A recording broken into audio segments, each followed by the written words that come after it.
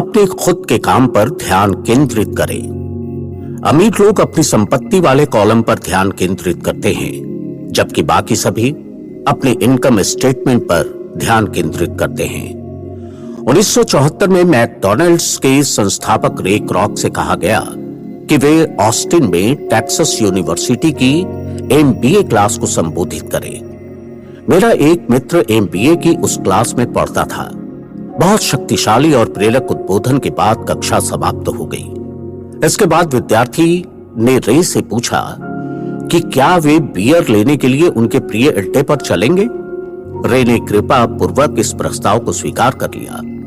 जब समूह के हर व्यक्ति के हाथ में बियर आ गई तो रे ने पूछा, मैं किस कारोबार में हूं? मेरे मित्र ने कहा। यह सुनकर हर कोई हंसने लगा। MBA के ज्यादातर विद्यार्थियों ने सोचा कि रे ये सवाल मजाक में पूछ रहे हैं। किसी ने जवाब नहीं दिया, इसलिए रे ने दोबारा पूछा, तुम्हें क्या लगता है मैं किस कारोबार में हूं? विद्यार्थी एक बार फिर हंस दिए और आखिर एक बहादुर लड़के ने जोर से कहा, रे, दुनिया में ऐसा कौन है जो ये नहीं जानता कि आप हैमबर्गर बिजनेस में हैं? रे मुस्कुराए। मुझे मालूम था तुम लोग यही कहोगे। वे ठहरे और फिर उन्होंने जल्दी से आगे जोड़ दिया, देवियों और सज्जनों, मैं हैमबर्गर के कारोबार में नहीं हूं। मेरा कारोबार तो रियल एस्टेट का है। जैसा मेरे मित्र ने बताया, रे ने अपने दृष्टिकोण को काफी विस्तार से स्पष्ट किया।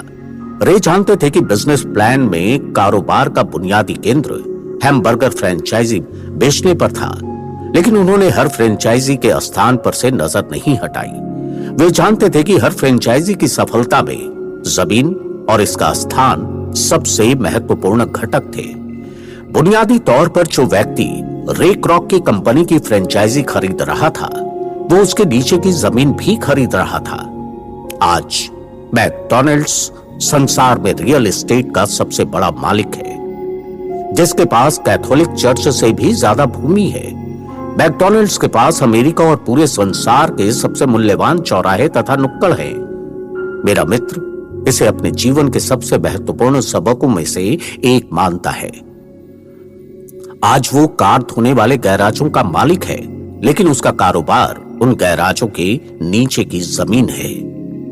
20 साल पहले, फास्ट फॉरवर्ड 2007, मैकडॉनल्ड्स, 7-Eleven और KFC 3 सबसे बड़े फ्रेंचाइजी ब्रांड्स का स्थान कायम रखे हुए हैं।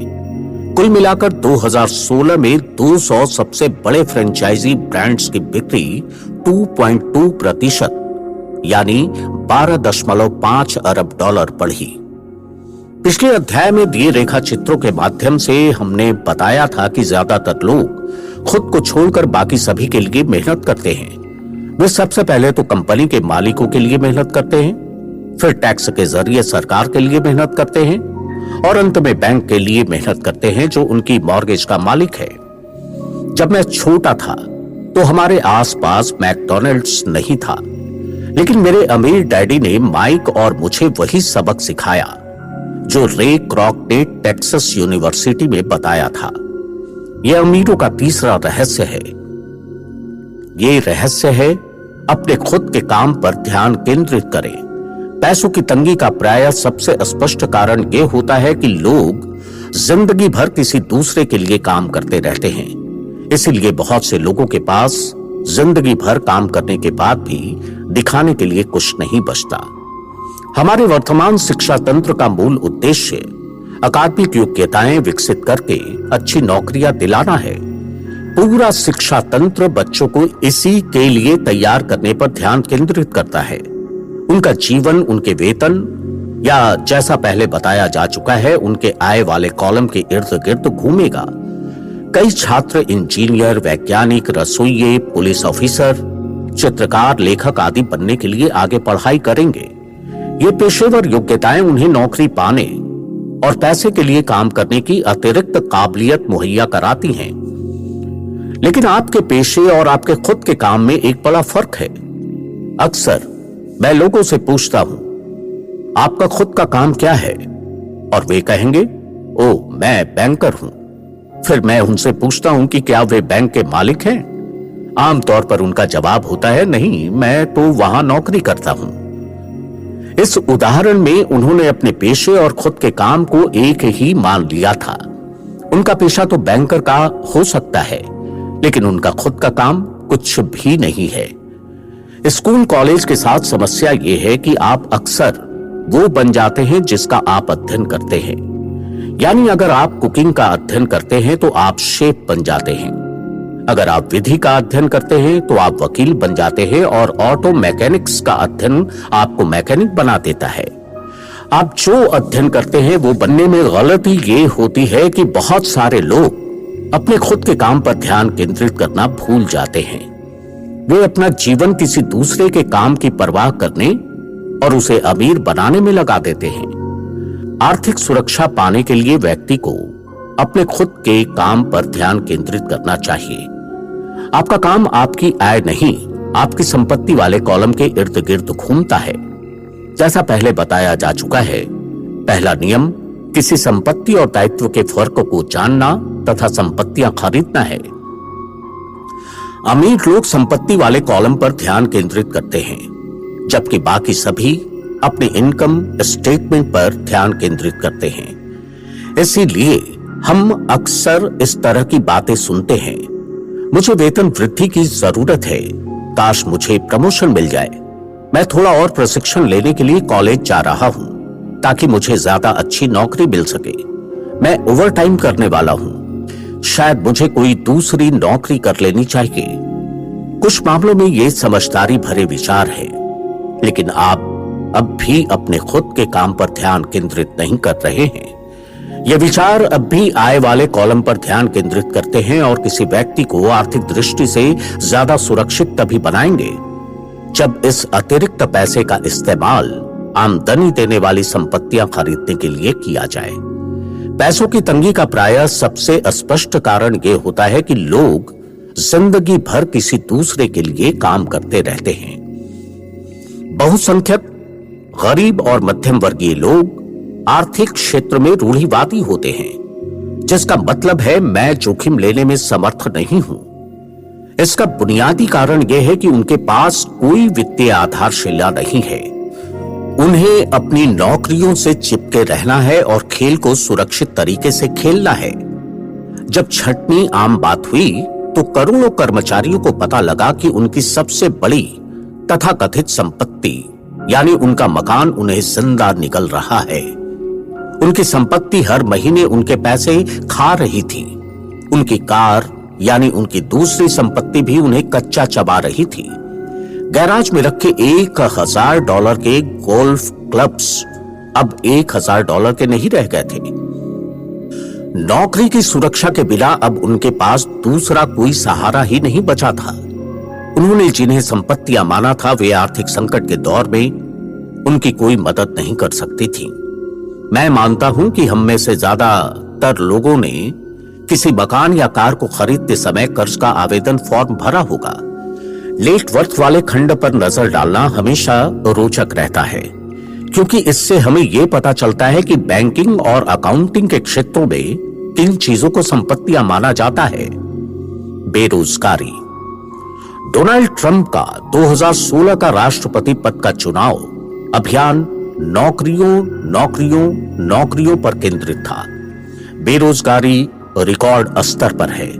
हालांकि रिपोर्ट्स कई अलग अलग फॉर्मूले और आंकड़े बताती हैं। अंतर्राष्ट्रीय श्रम संगठन के अनुसार 2017 में ही वैश्विक बेरोजगारी 20 करोड़ तक पहुंच गई थी। एक और गंभीर विचार, रोबोट्स का आगमन। एक बार मैं लोन लेना चाहता था, लेकिन उस वक्त मेरी आर्थिक स्थिति बहुत अच्छी नहीं दिख रही थी। इसलिए मैंने संपत्ति वाले कॉलम की संख्या बढ़ाने के लिए अपने नए गोल्फ क्लब्स, मेरी पेंटिंग्स, पुस्तकें, इलेक्ट्रॉनिक्स, अरमानी के सूट, कलाई घड़ी, जूते और दीगर चीजें भी शामिल कर ली। मेरे लोन के आवेदन को इसलिए ठुकरा दिया गया क्योंकि रियल एस्टेट में मेरा बहुत ज्यादा निवेश था।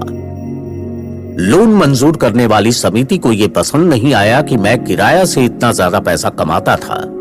वे जानना चाहते थे कि मेरे पास तनख्वाह वाली सामान्य नौकरी क्यों नहीं है।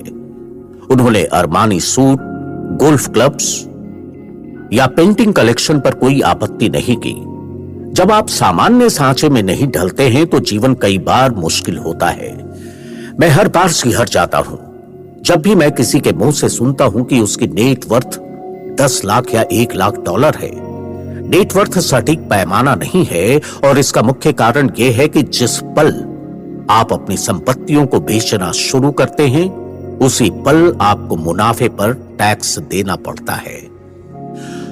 आय कम होने पर बहुत सारे लोग गहरी आर्थिक परेशानी में फंस जाते हैं। पैसे जुटाने के लिए वे अपनी संपत्तियां बेचते हैं, लेकिन उनकी व्यक्तिगत संपत्तियां आमतौर पर उनकी बैलेंस शीट में दर्ज राशि से बहुत कम में बिकती हैं। दूसरी ओर, अगर संपत्तियां बेचने से मुनाफा हो जाए तो भी उस पर टैक्स लगता है, यानी एक बार फिर सरकार अपना हिस्सा ले लेती है और कर्ज से बाहर निकलने के लिए जुटाई जाने वाली राशि को कम कर देती है। इसलिए मैं कहता हूं कि किसी की नेट वर्थ अक्सर उसके अनुमान से कम होती है। अपने खुद के काम पर ध्यान केंद्रित करना शुरू करें। दिन की नौकरी करते रहें, लेकिन असली संपत्तियां भी खरीदना शुरू करें। ऐसे दायित्व या निजी सामान ना खरीदें जिन्हें एक बार घर लाने के बाद उनका मूल्य कम हो जाए।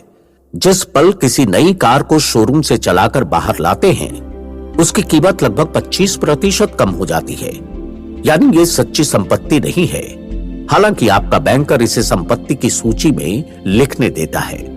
मैंने अपने $400 के नए गोल्फ टाइटेनियम ड्राइवर से जिस पल खेलना शुरू किया उसी पल उसका मूल्य घटकर $150 हो गया।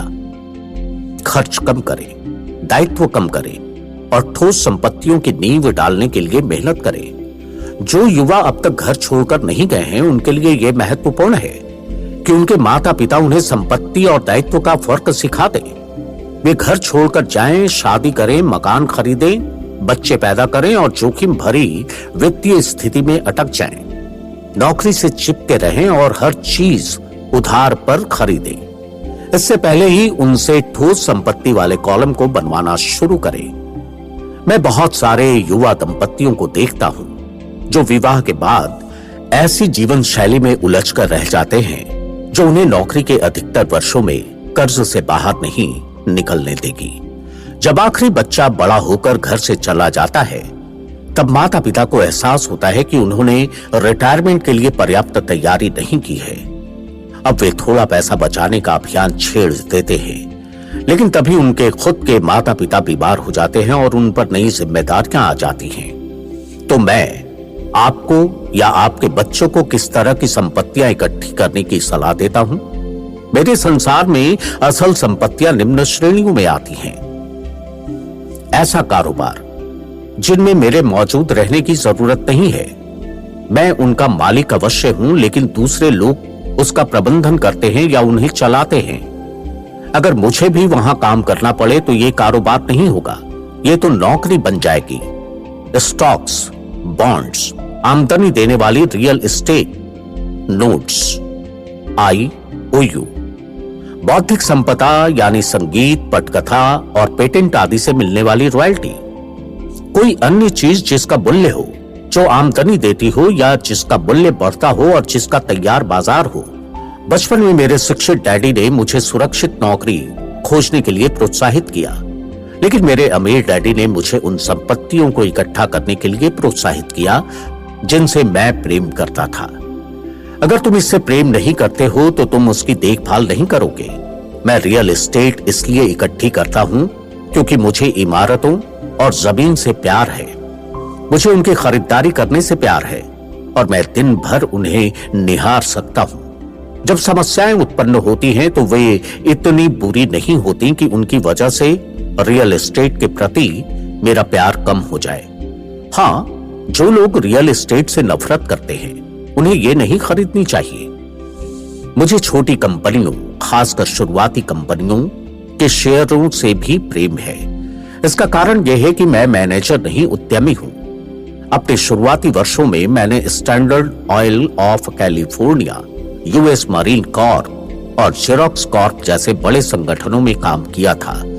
उन संगठनों में गुजारा समय मजेदार था, जिसकी कई अच्छी यादें मेरे साथ हैं। लेकिन मैं जानता हूं कि दिल की गहराई में मैं कंपनी वाला आदमी नहीं हूं। मुझे कंपनियां शुरू करना पसंद है, उन्हें चलाना नहीं। इसलिए मैं आम तौर पर छोटी कंपनियों के शेयर खरीदता हूं। कई बार मैं खुद भी कंपनी खड़ी करके उसे सार्वजनिक करता हूं। नए शेयर जारी करने से भारी दौलत मिलती है और मुझे इस खेल से प्रेम है। कई लोग स्मॉल कैप यानी छोटी कंपनियों से डरते हैं और उन्हें खतरनाक कहते हैं, और वे हैं भी। लेकिन यदि आप इस निवेश से प्रेम करते हैं, इसे समझते हैं और खेल के नियम जानते हैं, तो जोखिम कम हो जाता है। छोटी कंपनियों के मामले में मेरी निवेश रणनीति ये रहती है कि 1 साल के भीतर उस शेयर से बाहर आ जाओ। दूसरी तरफ रियल एस्टेट के क्षेत्र में मेरी रणनीति ये है कि छोटी शुरुआत करो और उसे बेचकर ज्यादा बड़ी जायदाद खरीदो, ताकि मुनाफे पर टैक्स तुरंत न चुकाना पड़े।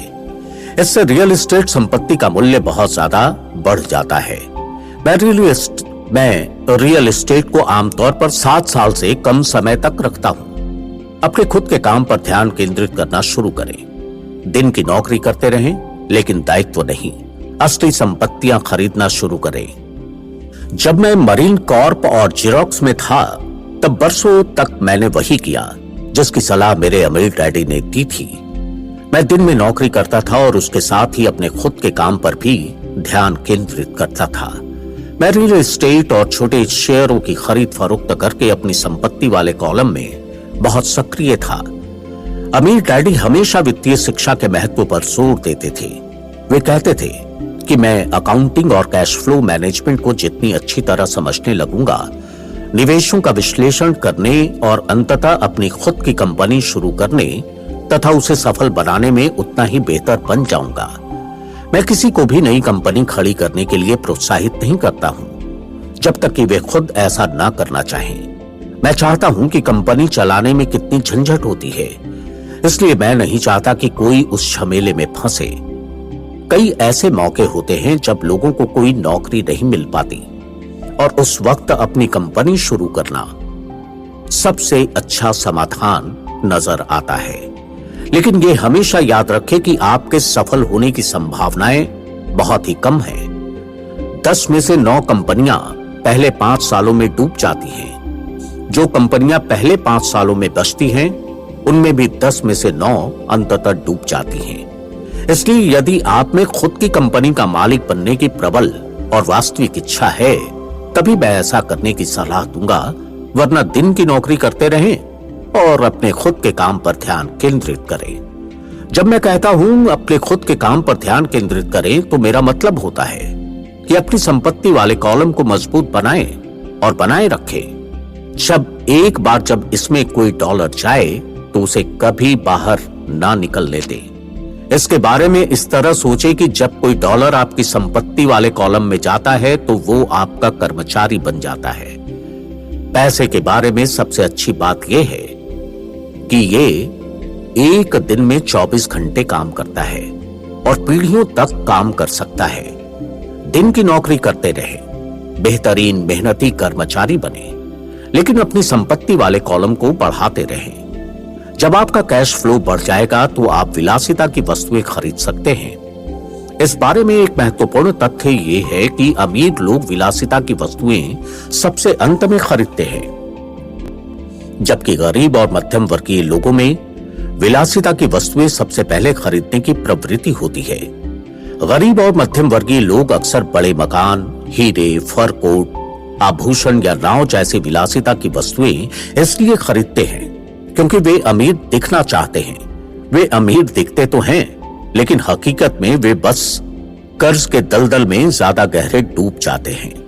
पुराने पैसे वाले लोग यानी लंबे समय से अमीर लोग अपनी संपत्ति वाले कॉलम को सबसे पहले बनाते हैं। फिर संपत्ति वाले कॉलम से उत्पन्न होने वाली आमदनी उनके लिए विलासिता के सामान खरीदती है। गरीब और मध्यम वर्गीय लोग अपनी खून पसीने की कमाई और बच्चों की विरासत की कीमत पर विलासिता के सामान खरीदते हैं। सच्ची विलासिता किसी असली संपत्ति में निवेश करने और उसे विकसित करने का पुरस्कार है। मिसाल के तौर पर, जब हमारे अपार्टमेंट हाउसेज से मेरी पत्नी किम और मेरे पास अतिरिक्त पैसा आने लगा, तो उसने अपने लिए मर्सिडीज खरीद ली। उसने इसके लिए कोई अतिरिक्त मेहनत नहीं की, कोई जोखिम नहीं लिया, क्योंकि कार उसने नहीं, अपार्टमेंट हाउस ने खरीदी थी। बहरहाल उसे 4 साल तक इंतजार करना पड़ा, जबकि रियल एस्टेट निवेश पोर्टफोलियो बढ़ रहा था और कार खरीदने के लिए पर्याप्त अतिरिक्त कैश फ्लो उत्पन्न कर रहा था। लेकिन मर्सिडीज की विलासिता सच्चा पुरस्कार थी, क्योंकि इससे यह साबित हो गया था कि वो अपनी संपत्ति वाले कॉलम को बढ़ाना जानती थी। अब वो कार उसके लिए सिर्फ एक सुंदर कार ही नहीं है, ये उससे ज्यादा मायने रखती है। इसका मतलब यह है कि उसने अपनी वित्तीय बुद्धि का उपयोग करके इसे खरीदा है। इसके बजाय अधिकतर लोग भावावेग में नई कार या विलासिता की कोई अन्य वस्तु कर्ज पर खरीद लेते हैं। हो सकता है कि वे बोर हो रहे हों और उन्हें एक नए खिलौने की जरूरत हो। कर्ज पर विलासिता की वस्तु खरीदने से अक्सर वो आदमी अंततः उस वस्तु से चिढ़ने लगता है, क्योंकि कर्ज एक आर्थिक बोझ बन जाता है। जब आप निवेश करने और अपना खुद का काम करने में समय लगा चुके हैं, तो अब आप अमीरों का सबसे बड़ा रहस्य सीखने के लिए तैयार हैं, यानी वो रहस्य जो अमीरों को बाकी लोगों से काफी आगे पहुंचा देता है। अध्ययन सत्र